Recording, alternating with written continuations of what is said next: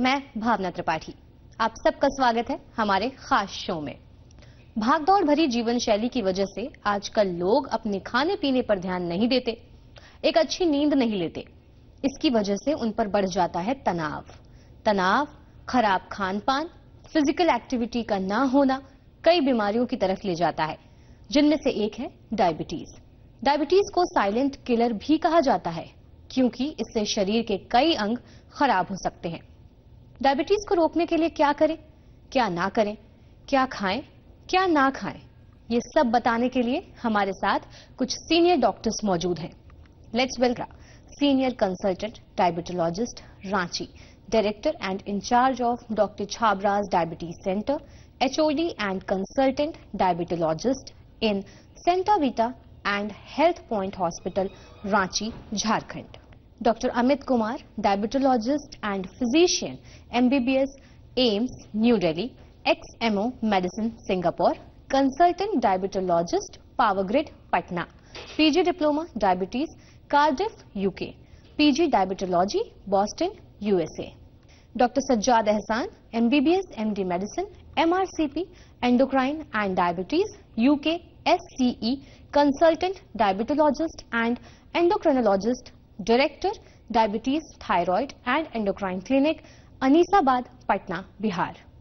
आप सभी का बहुत बहुत स्वागत है हमारे इस खास शो में।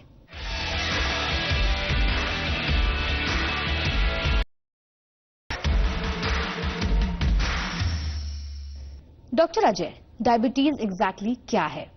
डायबिटीज यानी कि मधुमेह, जिसे हम कहते हैं हिंदी में, शुगर की बीमारी होती है।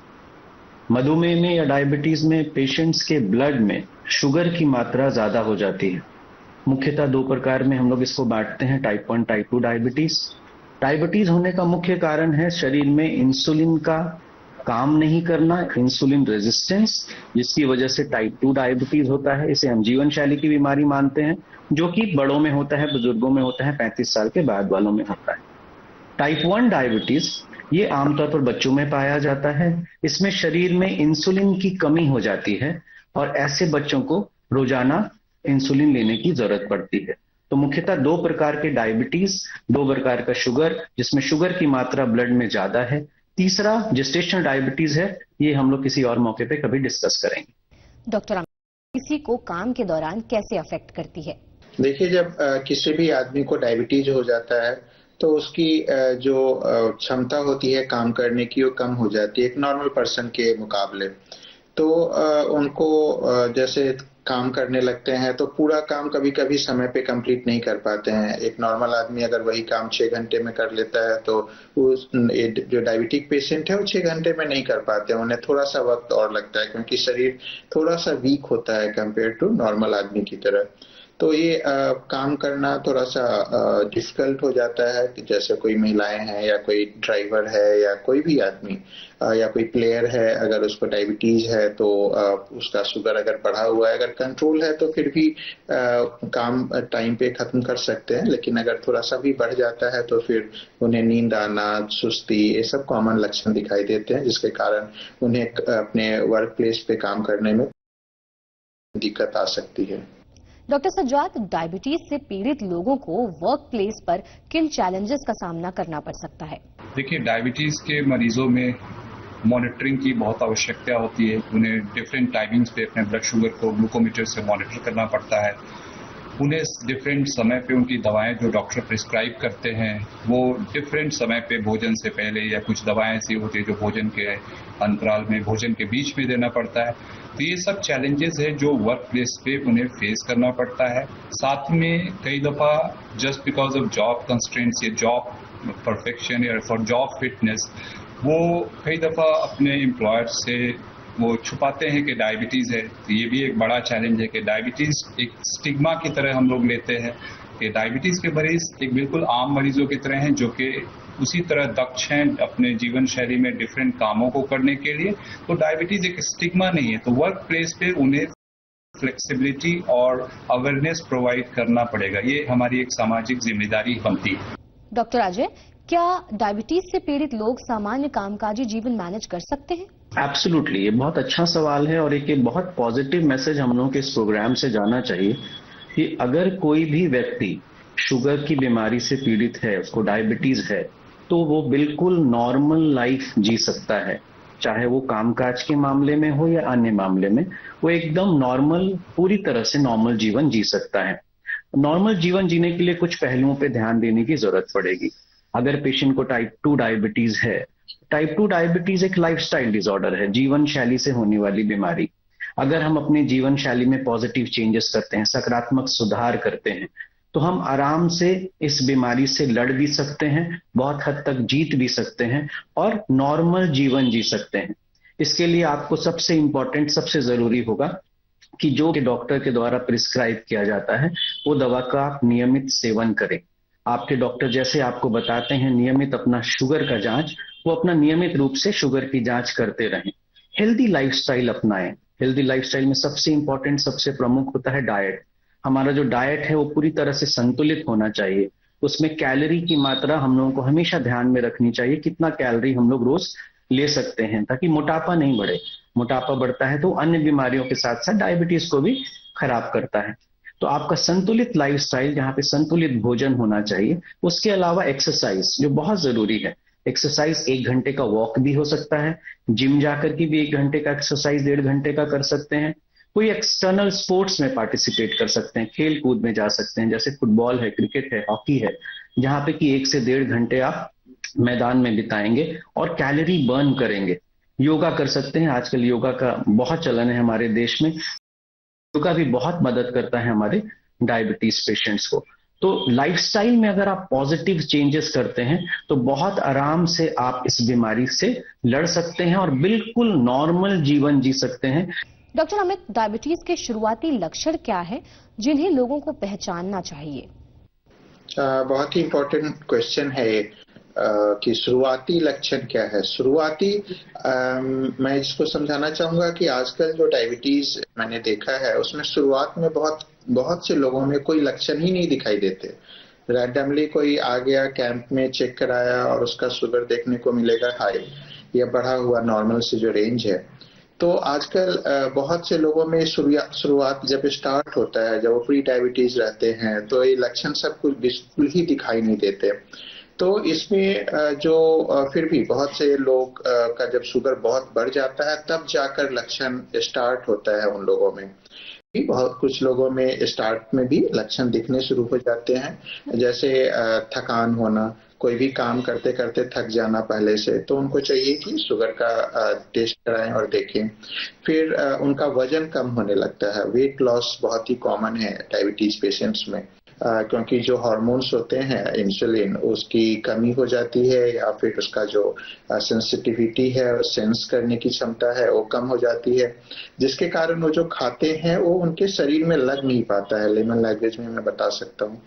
तो ये एक प्रमुख लक्षण है, शुरुआती लक्षण है कि वजन कम होना।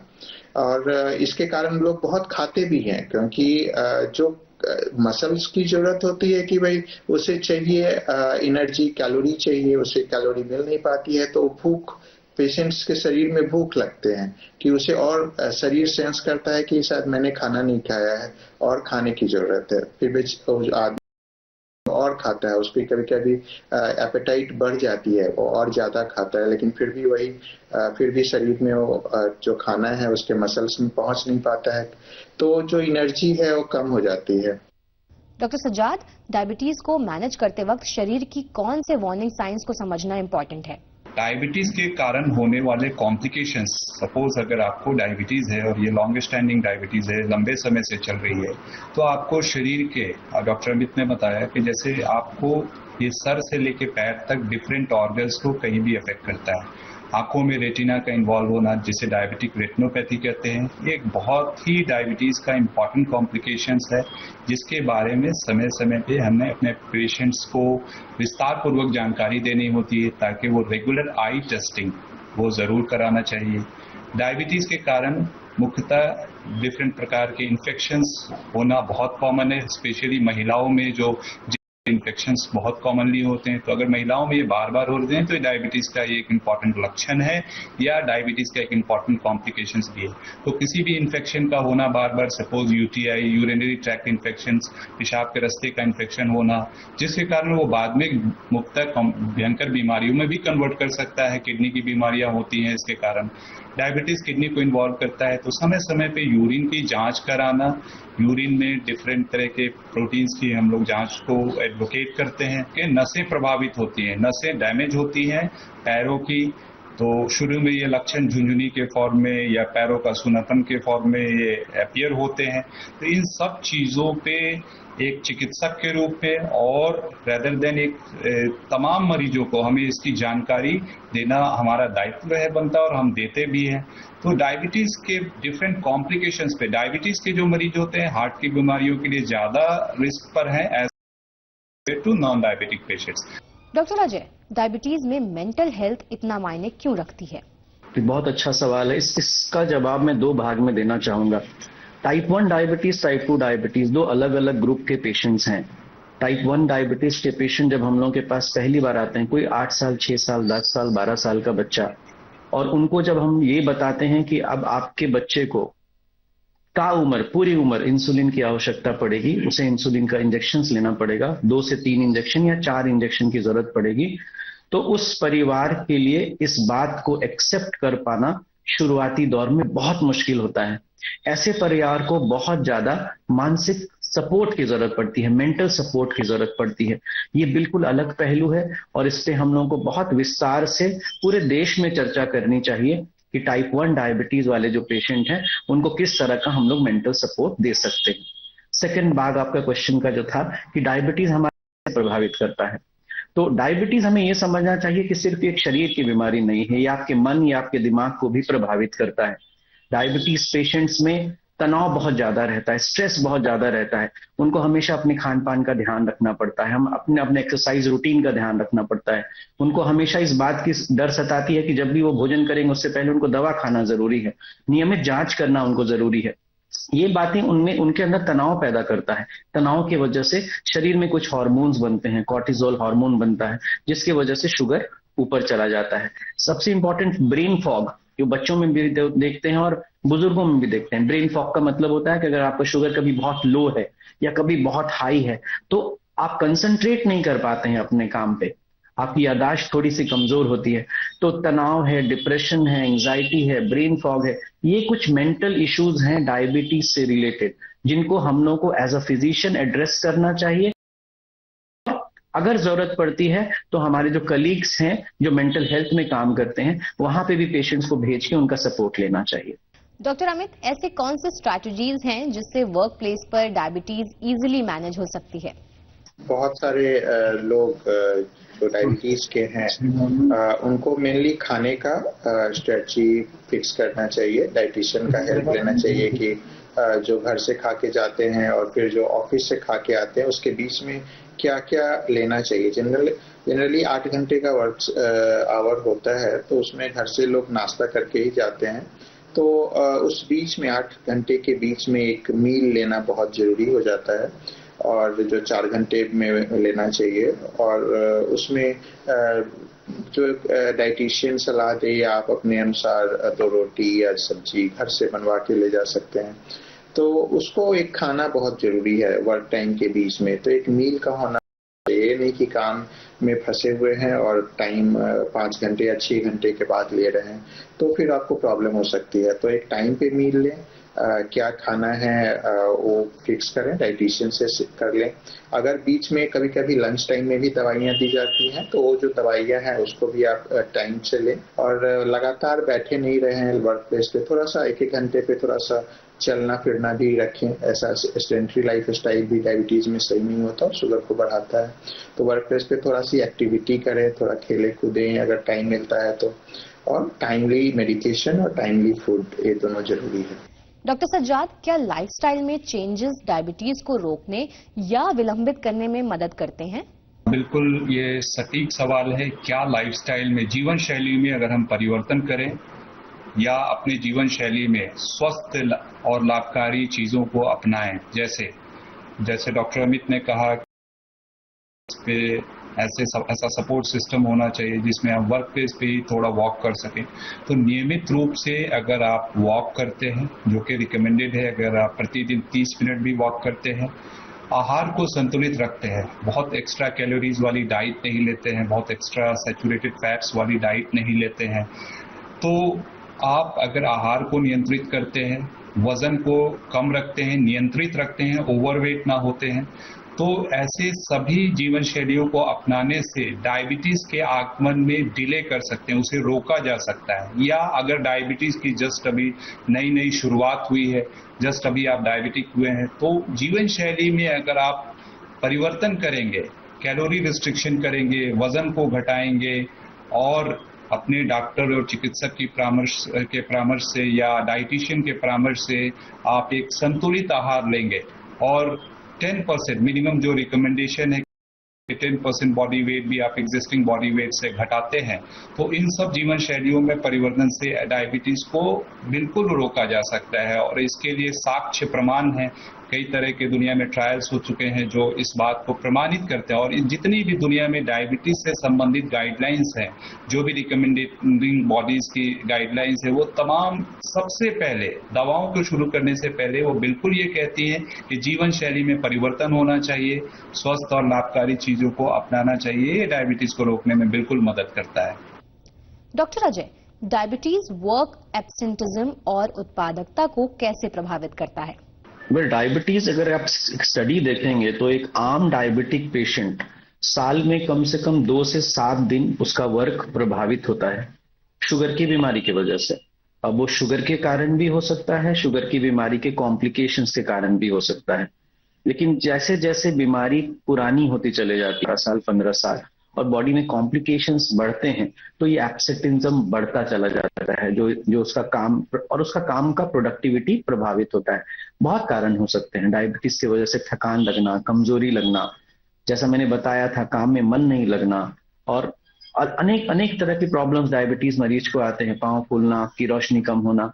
तो इस तरह की जो भी कॉम्प्लिकेशंस डायबिटीज से होती हैं या डायबिटीज के लक्षण होते हैं, इसकी वजह से वो अपने काम पे अपना 100% नहीं दे पाता है, वो 100% नहीं दे पाता है, और उसकी वजह से प्रोडक्टिविटी प्रभावित होती है। जिस जगह भी वो कार्य करता हो, चाहे वो ऑफिस हो, चाहे वो स्कूल हो, चाहे वो कोई सरकारी बंगला हो, कहीं पे भी काम करता हो, तो उसकी प्रोडक्टिविटी इस बीमारी की वजह से प्रभावित होती है। डॉक्टर अमित, लोग डायबिटीज को रोकने में मदद के लिए वर्क प्लेस हेल्थ प्रोग्राम्स का यूज कैसे कर सकते हैं? देखिए, आजकल बहुत सारे ऑफिस में, वर्क प्लेस पे डायबिटीज कैंप लगते रहते हैं, और वहाँ पे कभी कभी डायबिटोलॉजिस्ट सभी जाते हैं, मैं भी कभी कभी जाता हूँ, कभी बैंक में या कहीं।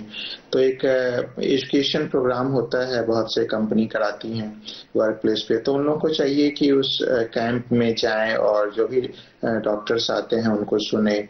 बहुत सारे वर्क प्लेस पे हेल्दी ईटिंग एक्सरसाइजेज होते हैं, डाइटिशियन जाते हैं, वो प्रोग्राम कराते हैं। तो ये सब कैंप लगते रहते हैं। तो सारे जो भी एम्प्लॉई जिनको डायबिटीज है, उनको चाहिए कि ये हेल्थ कैंप सब अटेंड करें, रेगुलर अटेंड करें। और कुछ वर्क प्लेस पे स्ट्रेस मैनेजमेंट प्रोग्राम भी किया जाता है, क्योंकि जो डायबिटिक पेशेंट्स होते हैं उनको बहुत सारा साइकोलॉजिकल प्रॉब्लम्स भी होता है, जैसे erectile dysfunction and all this. तो उसके कारण भी बहुत से लोग साइकोलॉजिकली इफेक्टेड होते हैं, स्ट्रेस में आ जाते हैं। तो स्ट्रेस मैनेजमेंट प्रोग्राम वर्कशॉप भी कंपनी कभी कभी अपने एम्प्लॉय के लिए कराती रहती हैं, तो ये प्रोग्राम भी अटेंड करें। और इसके कारण उनको डायबिटीज कम हो सकता है, और जो स्ट्रेस है वो भी कम हो सकता है, और वो अपने डायबिटीज को अच्छे से मैनेज कर सकते हैं। इसके कारण उनकी वेल बीइंग अच्छी हो सकती है, ओवरऑल एनर्जी, काम करने में उनको रुचि आ सकती है। डॉक्टर सज्जाद, जिन एम्प्लॉयज को डायबिटीज है, उनके लिए वर्क प्लेस का सपोर्ट कितना इम्पोर्टेंट है? डायबिटीज के मरीज जिस तरह से भारत में बढ़ रहे हैं, हम अभी विश्व की डायबिटीज की राजधानी बन चुके हैं, और हर तीसरा या चौथा व्यक्ति डायबिटीज है, तो इसे बिल्कुल हम इग्नोर नहीं कर सकते हैं कि डायबिटीज के मरीज एक सामान्य कार्यस्थल पे या बच्चों में भी, पार्टिकुलरली स्कूल्स में भी आप देखेंगे तो यंग एज के बच्चों में डायबिटीज बहुत बढ़ रहा है। तो टाइप 2 डायबिटीज भी यंग एज में अब होने लगा है, इंस्पाइट ऑफ के टाइप 1 तो होता ही था बच्चों में। तो organisational support in terms of education, in terms of counselling, in terms of उनके वर्क कार्यस्थल में जो उनकी छुट्टियां हैं, ताकि वो समय समय पे अपना रेगुलर चेकअप करा सकें। उनका वर्क शेड्यूल इतना टाइट या इतना स्ट्रिक्ट ना हो कि डायबिटीज के मरीजों को समय ही ना मिल सके कि वो अपने डॉक्टरों से या अपने चिकित्सकों से या डाइटिशियन से परामर्श ले, क्योंकि समय मिलना बहुत जरूरी है और इसके लिए ऑर्गेनाइजेशनल सपोर्ट, उनके कार्य की जो सीमा है उसमें थोड़ा रिलैक्सेशन होना बिल्कुल जरूरी है, ताकि तभी हम डायबिटीज के मरीजों को एज ए समाज, एज ए ऑर्गेनाइजेशन सपोर्ट करना उतना ही जरूरी है जितना कि चिकित्सकों के द्वारा। तो एक जीवन शैली में एक डिसिप्लिन लाना, with regard to organization, with regard to home, with regard to society and social functions, सब चीजें मिला जुला के अगर संयुक्त रूप से एक कॉम्प्रिहेंसिव अप्रोच के रूप में अगर हम डायबिटीज के मरीजों को जाकर के डायबिटीज के मरीजों का बेहतर हो सकेगा, उनका भला हो सकेगा और वो एक अच्छी जीवन शैली में अपने जीवन शैली को बिता सकेंगे। आप सभी डॉक्टर्स का बहुत बहुत शुक्रिया। आप सभी ने अपना बहुमूल्य वक्त हमें दिया। डायबिटीज और उससे होने वाली डिसीजेस के बारे में कई अहम जानकारियां हमारे साथ साझा की। आपने जो बताया उन सभी सलाहों को मानकर अपनाकर लोग ना सिर्फ डायबिटीज से बच सकते हैं बल्कि अपने लिए एक अच्छा जीवन चुन सकते हैं। बस जरूरत है अपने जीवन में बदलाव लाने की। अच्छे खान पान, अच्छा लाइफस्टाइल और रेगुलर एक्सरसाइज। आप सभी व्यूअर्स का हमारे साथ इस शो में जुड़े रहने के लिए बहुत बहुत धन्यवाद।